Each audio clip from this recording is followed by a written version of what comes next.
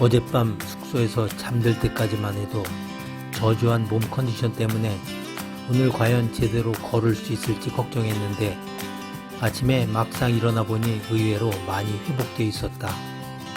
그 지독했던 발바닥 물집도 서서히 나아지는 듯한 느낌이었다. 내가 어제부터 회복을 위해 한 것이라고는 잠잔 것밖에 없는데 하룻밤 새에 이토록 나아진 이유는 도대체 모르겠다. 오전 6시 영월읍 숙소를 나서 평창군으로 향했다. 지도 앱은 출발하고부터 계속해서 31번 국도로 안내한다. 그런데 걸으면서 가만히 보니 동선이 어제 제천에서 걸어오던 길이 역순이었다. 오르막길이 이어지더니 어제처럼 해발 322m의 소나기제 고개도 다시 나타났다.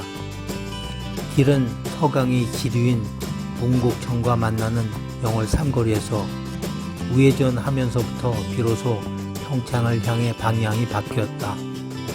어제 영월에서는 모처럼 바지와 상의를 모두 세탁하고 말렸다. 계속 같은 옷을 입다 보니 더러워지기도 했지만 마침 모텔 주인이 세탁기를 사용하도록 배려해 주었기 때문이었다. 깨끗한 옷을 입으니 기분이 상쾌하다. 땀이 많이 나는 걷기 여행의 특성상 팬티 등 속옷은 매일 세탁하고 갈아입을 수밖에 없지만 겉옷만큼은 세탁한 후 많이 덜 마르지 않는 이상 웬만하면 다음 날에도 계속 같은 옷을 입게 된다. 여분의 옷을 가져오기는 했지만 막상 입는 옷은 대부분 같은 것이다. 나는 새로 접하는 것에 대해서 쉽게 정을 붙이지 못하고 적응에 어려움을 겪기도 하지만 일단 마음에 드는 것이 나타나 어느 정도 익숙해지고 친해지면 그때부터는 그것에 대해 깊이 집중하고 빠져드는 스타일이다. 그 대상은 공부나 일, 친구나 애인, 음식이나 취미, 물건 등 유형을 가리지 않는다. 매일 착용하는 옷도 당연히 그렇다. 옛날 총각 시절에는 입던 옷이 구멍이 날 정도로 낡아져도 오히려 정도로 더 버리지 못하고 계속해서 입는 경우도 있었다. 물건이 사람과 다르기는 하지만 구관이 명관이라는 말도 특별히 좋아한다.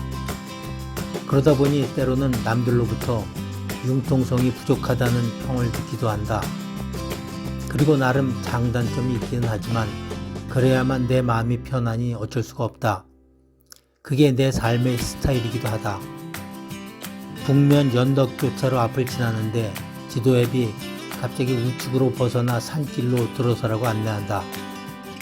혹시 어제처럼 자동차 전용도로는 아닌지 염려되어 교통 표지판을 확인해 봤지만 어디에서 없었다.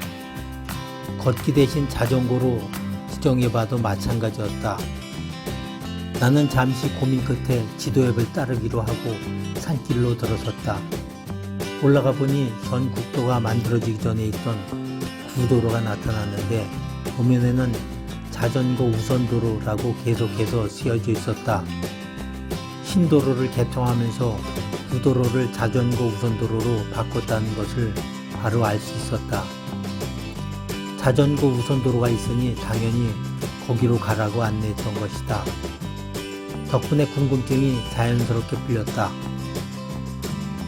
해발 400m의 원동대 고개를 넘으니 영월이 지나 평창군 지역으로 들어섰다. 한동안 내리막길이 이어지더니 바질이 고덕교차로에서 다시 신도로와 합류했다. 이어서 평창강이 나타났다.